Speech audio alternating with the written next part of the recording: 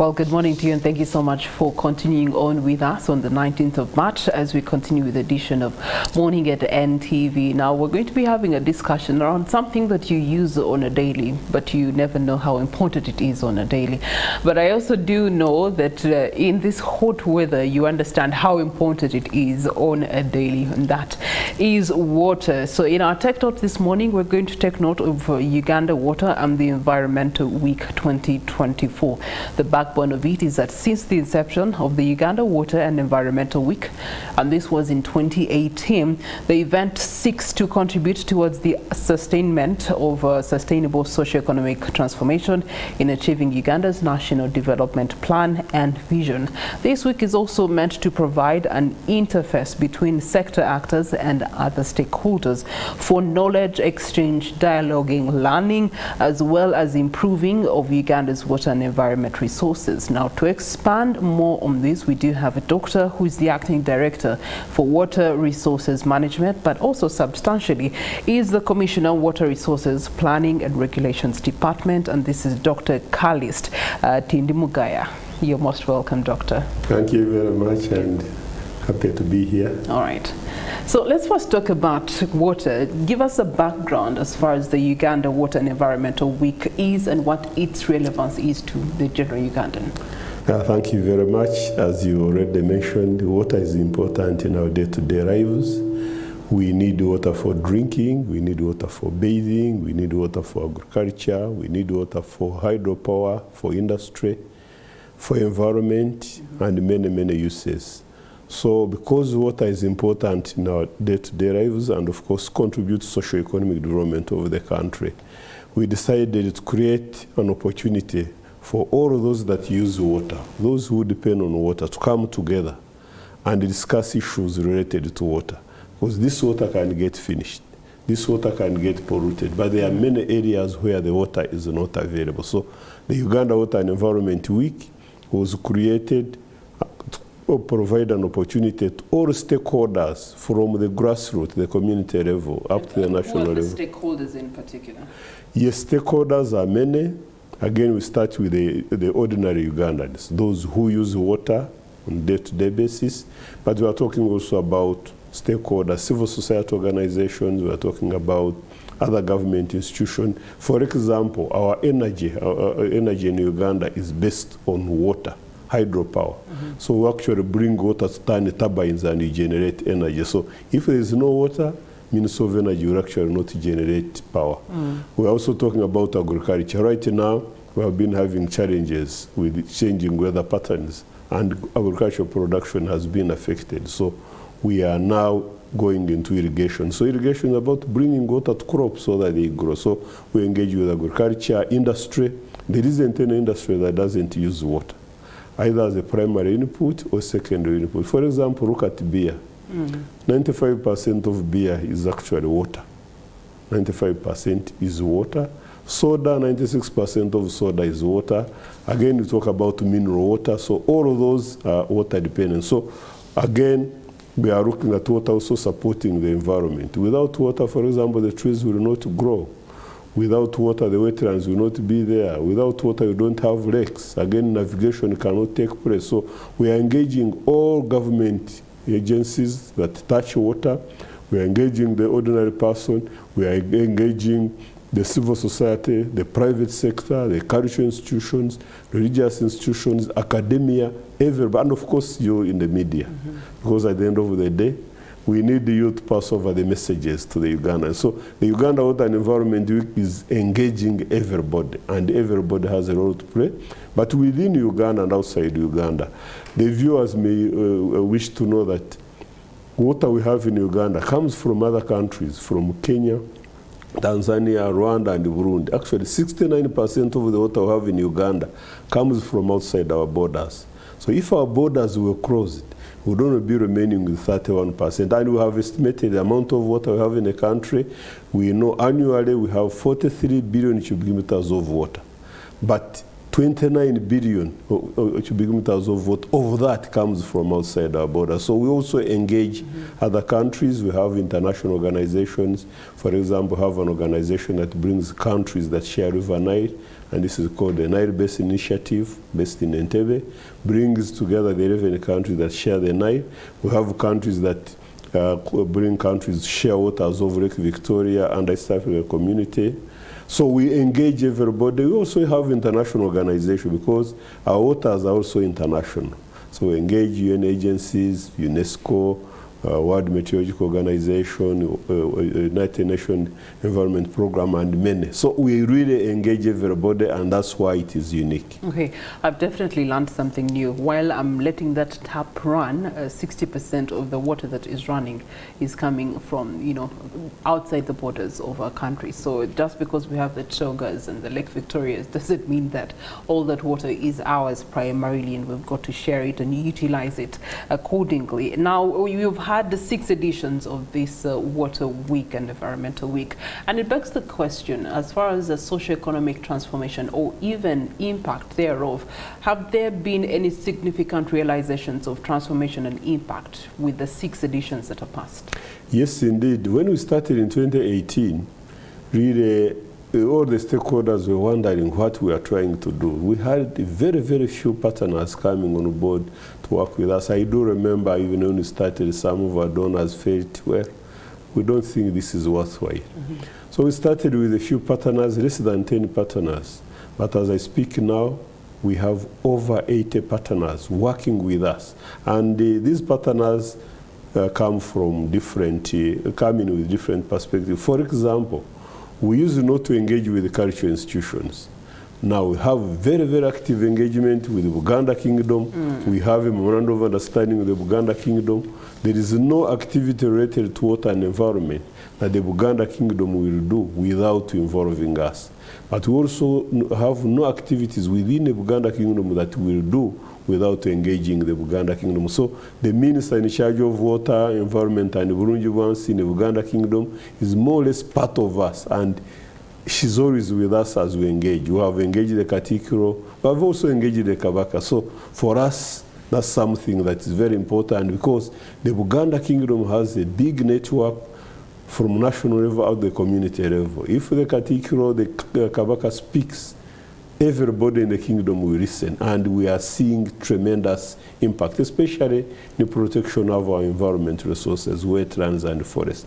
We're also engaging other cultural institutions. The Toro Kingdom, we have a memorandum of understanding with them. The Obusinga Zururu, we are working out something with the Busoga Kingdom, the Bunyoro Kingdom. So for us, that's a plus. We're also engaging the churches.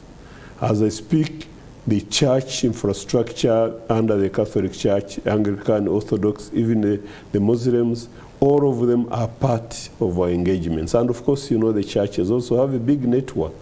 Once a bishop or a sheikh speaks, everybody will listen. Actually, as I speak now, this whole week has been declared by the Anglican Church as the week for water and environment. All Anglican churches are praying and educating people about that. And for us, that's very important. You are actually getting messages reaching the people at no cost.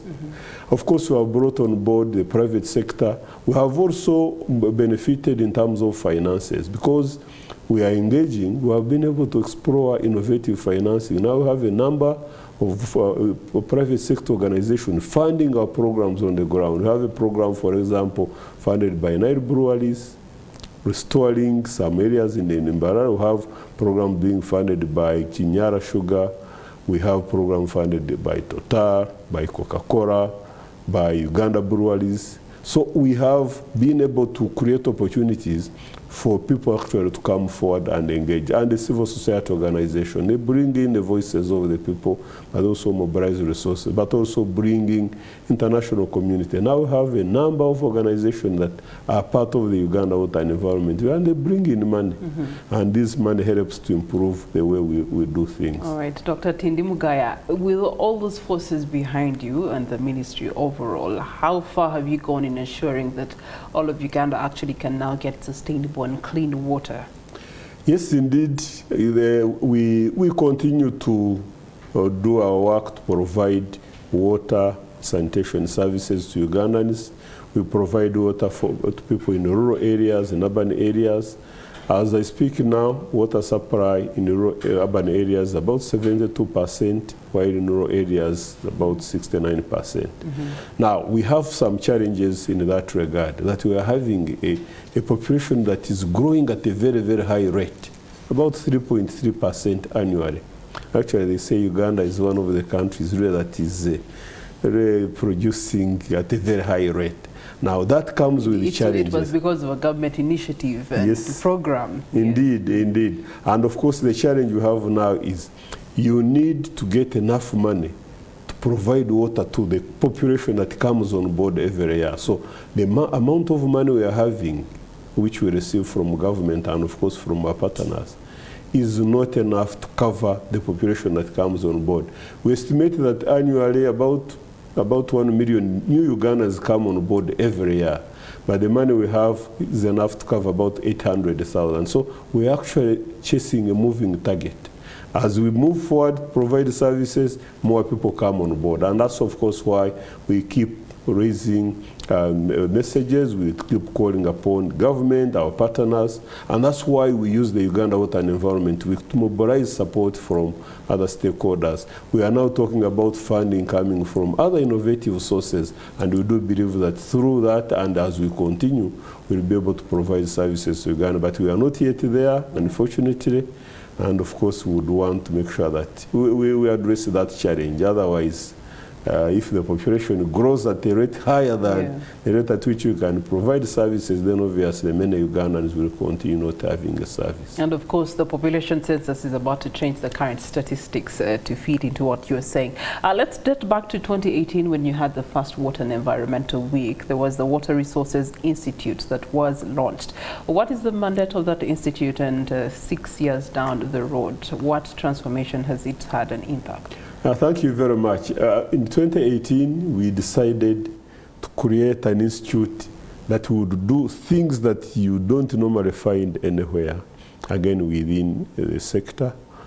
We realized that when you get people leaving academic institution, university, college, many of them come when they have theoretical knowledge, but very limited, even maybe I can say no practical skills.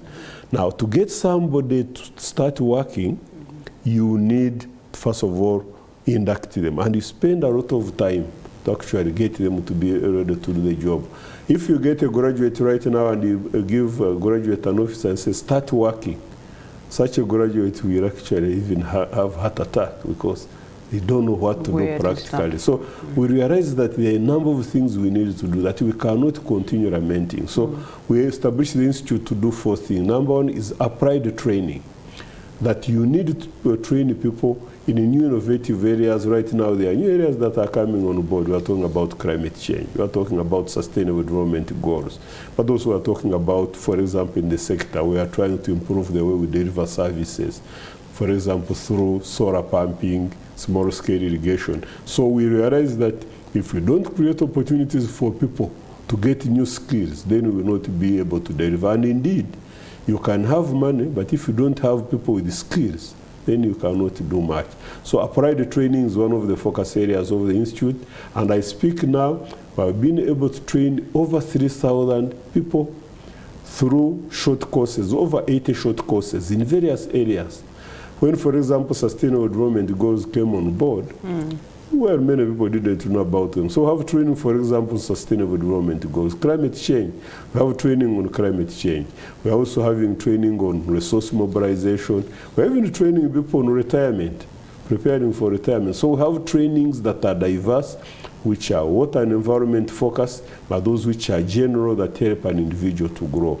The other area which we decided to focus on is dialogue. We realize that if you don't have opportunity for people to talk with each other, then you cannot learn from each other. And that's where the Uganda Water and Environment Week was born. We said annually, let's have a whole week where people can come together. People who don't normally talk with each other. People who don't even know what each other does. So the Uganda Water and Environment Week was created as an opportunity for us to get to learn from each other and benefit from each other's experiences. But before the Uganda Water and Environment Week main event, we have activities taking place all over the country. And those help people to get new knowledge, new skills, but they network. We also have dialogues, we have regular dialogues with the media, with the private sector, with the civil society. Again, we want to benefit from experiences. So under trainings, just something I'd forgotten. We have had actual trainings with the media. We want the media, the journalists, to be trained on how to report on water, environment, and climate change issues. We recently, about 3 months ago, had a training for 20 journalists at the Water Resources Institute. And now they are better prepared. They gave us advice on how we can engage them better, and we see difference. And they are very much part of us, and they report much better. We also realized that we needed to have outreach. That you can have knowledge, but if it doesn't reach the people, then it becomes a problem. So we said, how do we achieve all of this? We started a program for mentorship. Within the sector, we realized that young ladies, when they join the government, they get family and children, they struggle to grow in their career. And you find that maybe at higher levels, you have fewer ladies actually than men, just because they struggle. And of course, in an environment dominated by men, sometimes the men intimidate the ladies and the ladies cannot cope. So we have a program in the institute where we are mentoring young ladies. They are being mentored by other ladies that have made it in life. As I speak now, I have mentored 150 young ladies, and some ladies who do not even speak in a meeting. Now they are fired up. They are the ones who are chairing meetings. They are the ones who are moderating. And for us, that's how the sector can grow. We are getting their potential to be exploited so that they grow. Of course, the men complained that we are only focusing on the ladies, so I've started a parallel one for the men. Now we have 45 men that have been undergoing a mentorship, again by men and ladies. And they will be graduating this week during the Uganda Water and Environment. So we have about 90 people who will be graduating as mentors. We have our mentorship program for 6 years. The other program we created in the institute is for people who have retired. We do believe in the government, when you reach 60 years, they say your time is over, and many people are still strong, but that's where people have gained a lot of experience. So we have created a retired professional scheme, where we are getting those who have retired to remain part of the sector in the institute. They are the ones who are mentoring the young people. They are people who are advising us. They are passing over the knowledge. Now we are doing this to achieve 3 things. Number one, to make sure that they remain in touch with the sector they have served over the years, but also to prolong their life. You know, if you are used to coming to work and all of a sudden you're at home and you have nothing to do, then you can easily die. Many of them are dying very fast, but also to also get them to get some income. So we are achieving that. Now we have about 50 people on that program, and we continue to invite people who are interested in joining the program. And when we talk about the water sector, it's not about the Ministry of Water. Even the media, if you have been working in the media, you contribute. We have now 2 former ministers on the program. We have 5 professors from universities, so we have people from a diverse range. We also realized that we need to create opportunities for those who are leaving academic institutions to get internships. So we have created an internship program that if you leave university, we attach you to different organizations. Now we have over 20 organizations that are ready, and we'll be launching this program this week, where we'll be getting young people to be attached for 1 year in different organizations, and again, all professions. And after 1 year, we do believe they will be well prepared even to get to employ themselves or to even compete in the world. So we really are doing a lot, and we are doing things that you don't normally find either in academic institution or government institution. And for us, that's what innovation is about. Dr. Tindimugaya, you've raised the eyebrows of some people in our audience wondering, where's the institute and how do they get to be a part of the institute? Yes, the institute is based in Entebbe. In Entebbe municipality, you turn off at Lake Victoria Hotel, and we are near Imperial Resort Hotel, and we have the Nile Based Initiative there. That's where we are. That's the offices of the Ministry of Water and Environment based in Entebbe. We have a big space there. We are actually growing the institute to be a center of excellence. We are setting up a water and environment museum so that you can go and see what can be done. We are setting up demonstration centers that if you want to learn, for example, how to do irrigation, you go there, how to pump water, how to treat water, and all that. So we have been focusing on building internal capacity. This year, we are opening up and we'll be advertising courses at the institute where Ugandans can come, even people from outside can come, but we always run adverts. For example, very soon we'll be running an advert calling upon fresh graduates to apply to join the scheme. So I would want to request those who are viewing and those who are interested to look out for that. But you also can contact us at the Ministry of Water and Environment headquarters. Our doors are open and we'll be ready to work with you. But we also want partners to come and join us because the Institute works on partnership. While we are talking about all of this, we don't do everything ourselves. We work with partners, we have partners. Again, I told you, partner with the Uganda Kingdom. There are programs we are running with them. We partner with the civil society organization, Water Aid, IRC, Water for People. We partner with the private sector. So we work on partnerships and we would want to call upon partners to join us as we serve Ugandans. Okay, all right. Now, speaking of it, we have the 7th edition of the Water and Environmental Week upon us, and it has already started. How different is it this time round, and what are your focus points? Yes, every year we try to bring in new things. Actually, for us, we say we innovate every day. So this year, new things we brought on board. Previously, we would have engagements up country. We have the Ministry of Water and Environment has 6 regional offices. We have an office in Karamoja, Moroto. We have an office in Mbale. We have an office in Irina. We have an office in Mbarara, Fort Porto, and Wakis. Actually, if you went to those places, you would probably think that the Ministry of Water and Environment has located. We have huge offices with staff. Each office has over 200 staff.